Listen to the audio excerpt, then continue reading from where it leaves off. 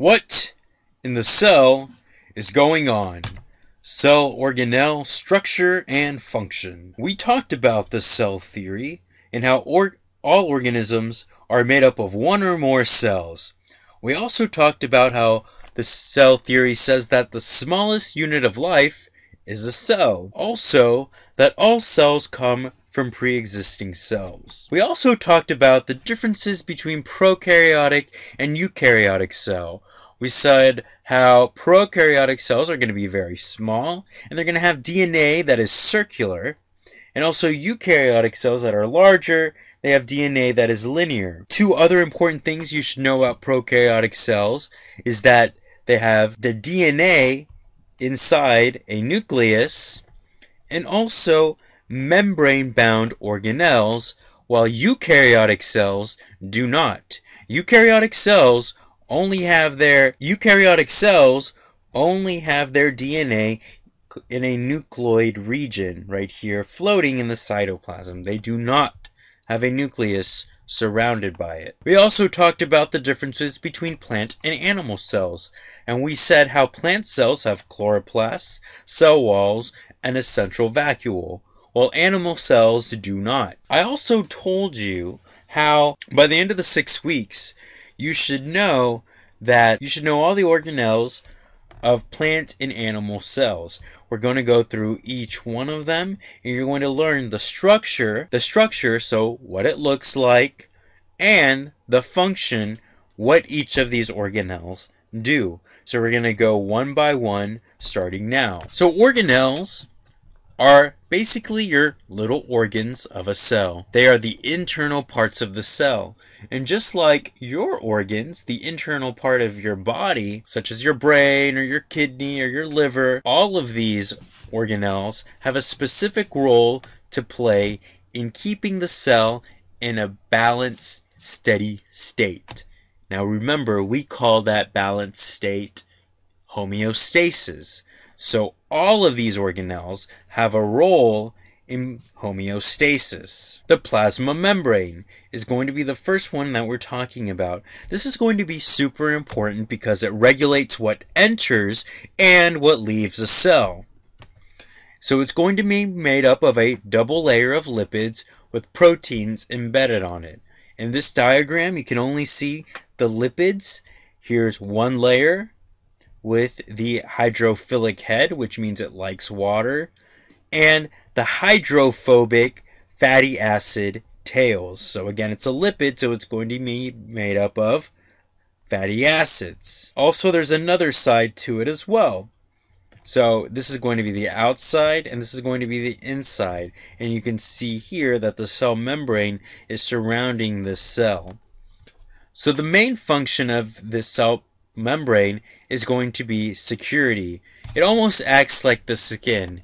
It's going to be regulating, again, what goes in and what comes out. So you might see the word plasma membrane or cell membrane.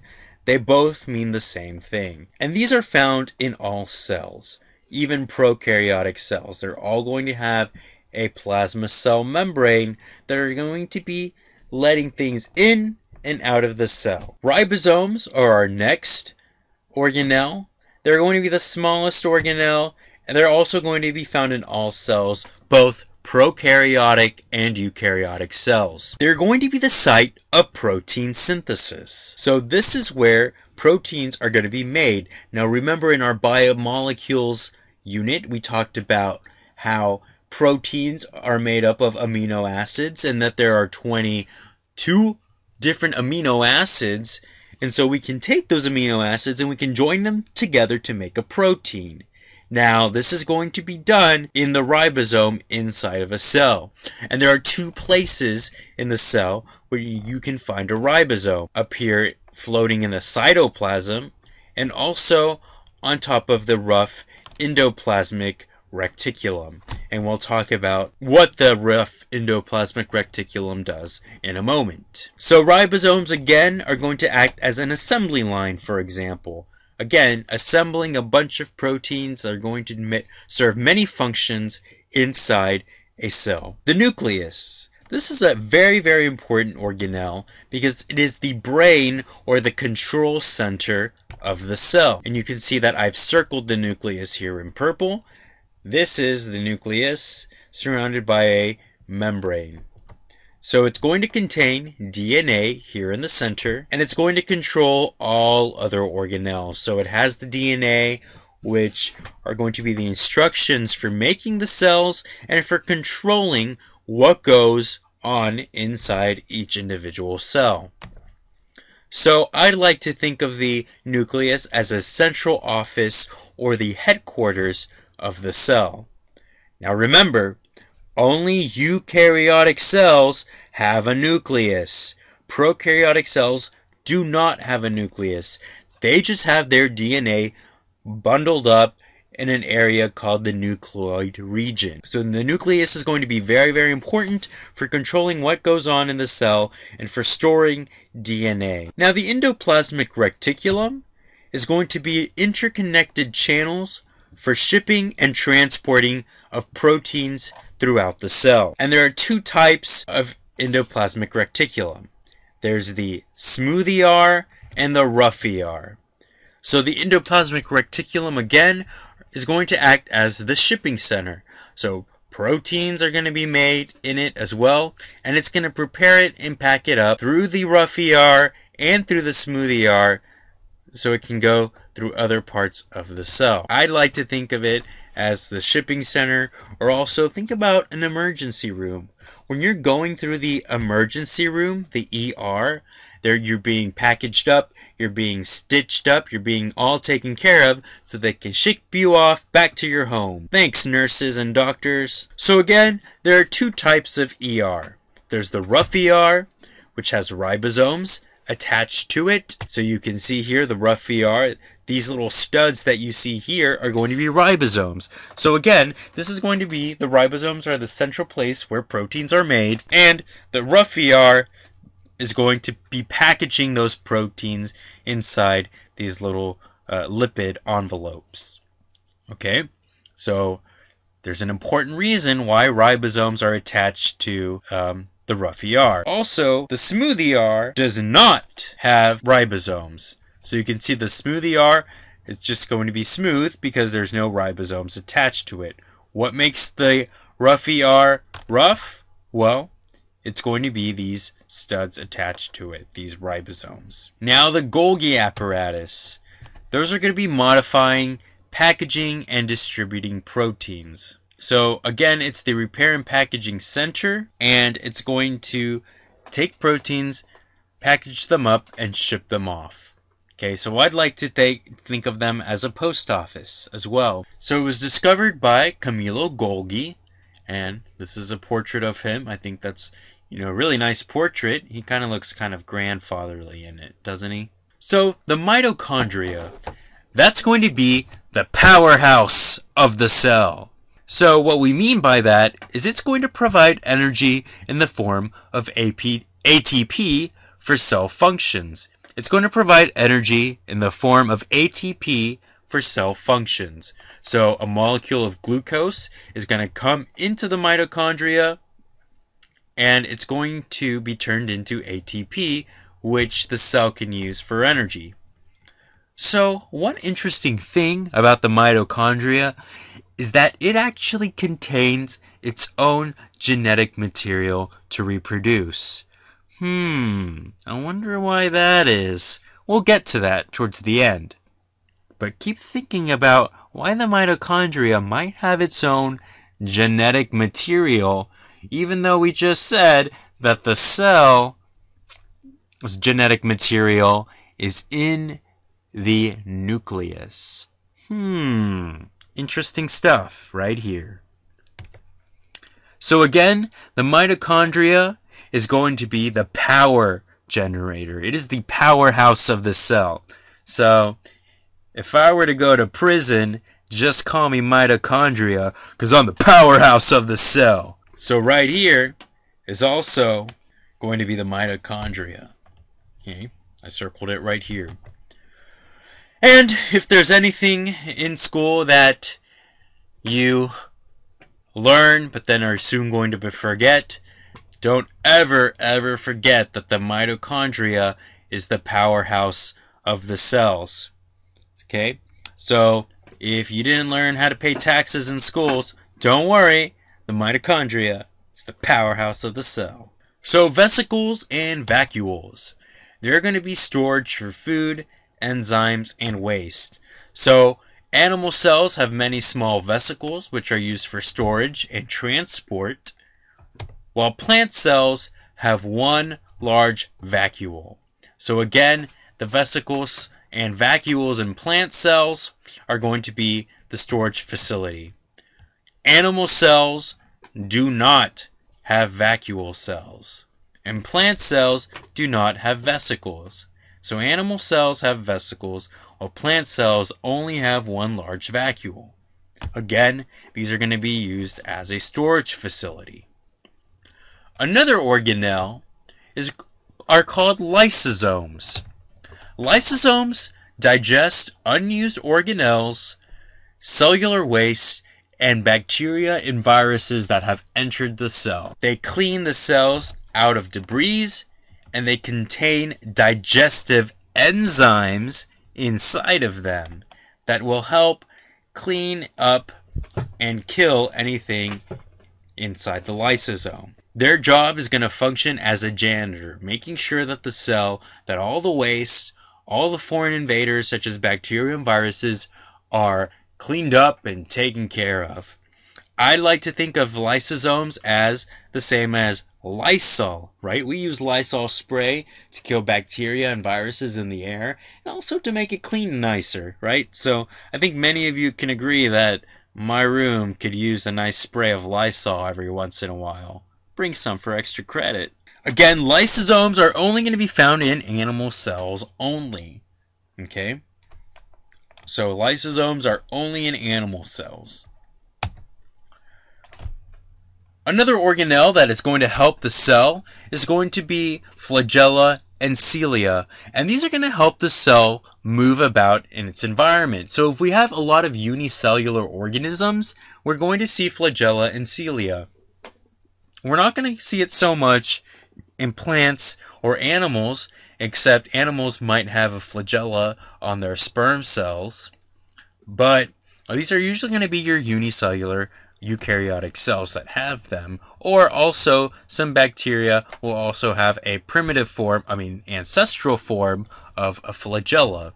So a flagella is basically a long whip-like tail, while cilia are going to be tiny hairs that cells are going to use to be moving around with.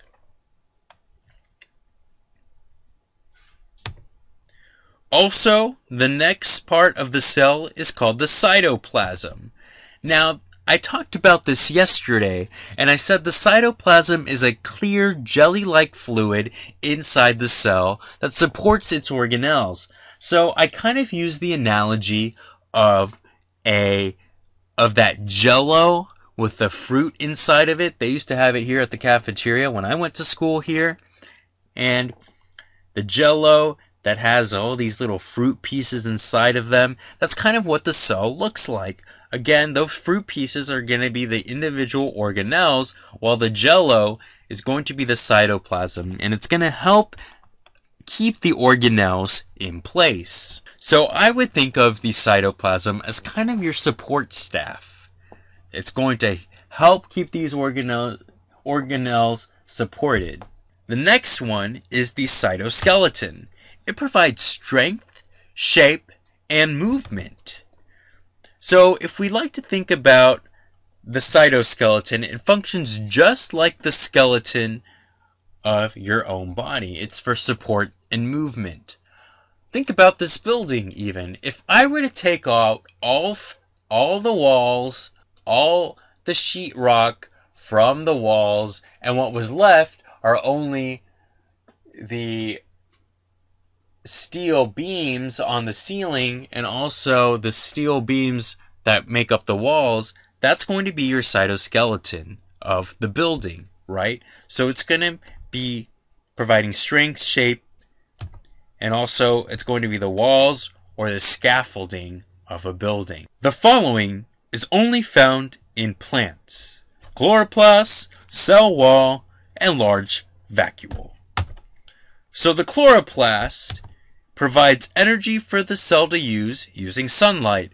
So they're the ones that make the sugars for the plants to use. The chloroplasts are usually going to be green in color, and it also contains its own genetic material to reproduce. Now why do you think that is? We'll talk about that in a few more slides. So again, chloroplasts are very important for the plants, only found in plant cells, because they're going to be the ones that are harvesting the sun to make it into food. We talked about how plants make their own food, and this is the structure in the cell that helps them do that, a chloroplast. The cell wall provides support and structure for the plant as well. So it actually surrounds the cell membrane. So plants also have a cell membrane, but it's surrounded by a cell wall, which is a big, thick, crunchy material that is going to be made up of cellulose. So if ever you've taken a piece of lettuce and chewed on it, or an apple, that crunch you hear is you crushing up the cell walls of each individual cell of that plant. So now what we want to look at is, how did we get from a prokaryotic cell to a eukaryotic cell? Now on the first slides, I said how prokaryotic cells are the ancestral cells, so the earliest cells to arrive, to evolve, and eukaryotic cells are the more derived, so those are the newest cells to evolve, and they came from prokaryotic cells. But now we're going to examine one explanation of how prokaryotic cells went to eukaryotic cells. Now, just to note, prokaryotic cells still exist.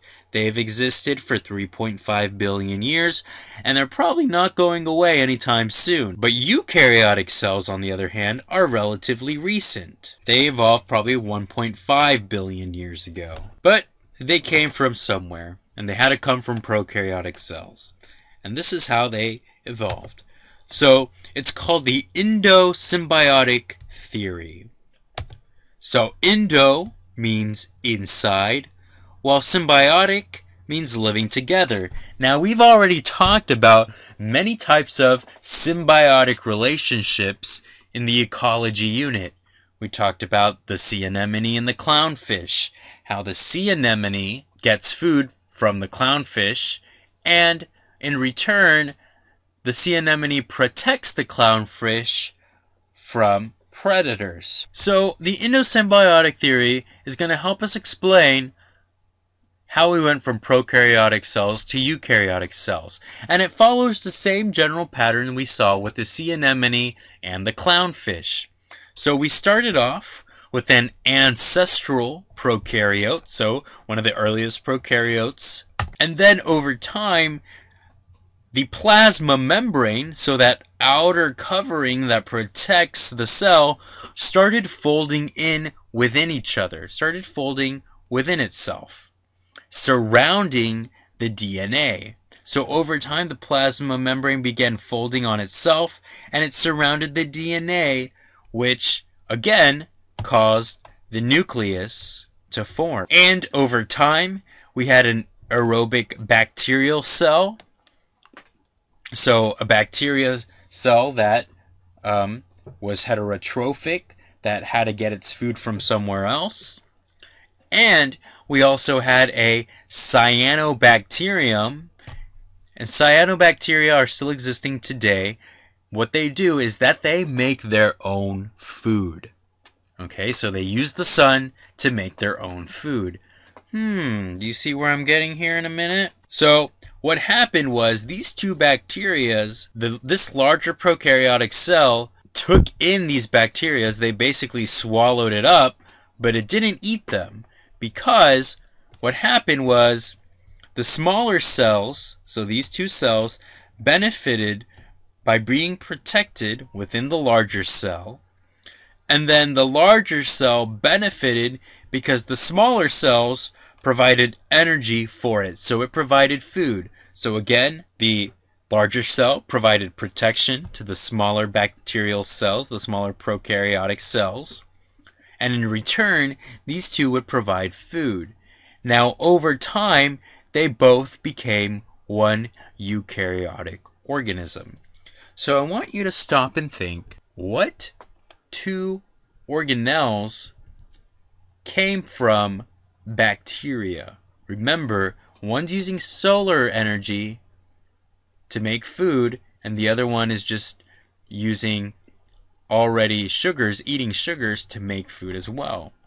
What could that be? Mitochondria, if you answered mitochondria and chloroplasts, then that is the right answer. And that is the right answer. Mitochondria and chloroplasts actually came from ancestral prokaryotic cells such as cyanobacterium and an aerobic bacterium. Now you're probably thinking, okay, Mr. Ruiz, yeah, right, I don't believe you. Show me some evidence. Alright, I'm glad you asked, because I have a load of evidence. So, first of all, mitochondria, I told you in the previous slides that they have their own DNA. Also, I said that prokaryotic cells have circular DNA, right? So the mitochondria and chloroplasts, we've done studies and we found that they also have circular DNA. We also know that mitochondria and chloroplasts both reproduce in the cell by binary fission, kind of like prokaryotic bacteria. Also, our last piece of evidence, these mitochondria and chloroplasts are going to be the same size as prokaryotic cells. Now, one thing to note is that if we were to take these mitochondria and chloroplasts, they wouldn't be able to exist outside the eukaryotic cell, just because over a million years of evolution, these two have just become tightly intertwined and they became one. Okay, so again, endosymbiosis in a nutshell. We're going to start with two independent bacteria. One was a little bit larger than the other. One bacteria engulfs the other, so basically it eats the other. And one bacterium now grows inside the other.